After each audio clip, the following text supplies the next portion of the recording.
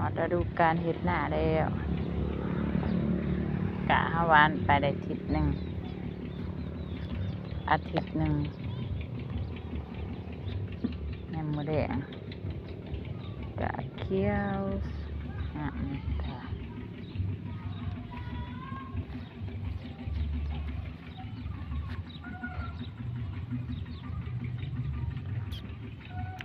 อาทิตย์หนึ่งเลยหวานปุ๋ยเดียวเคี้ยวตกอยู่นี่อยู่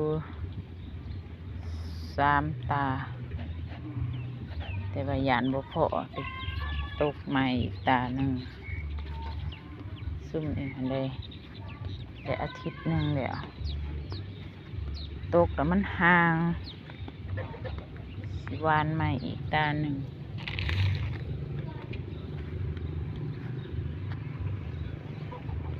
กำลังไถนาหด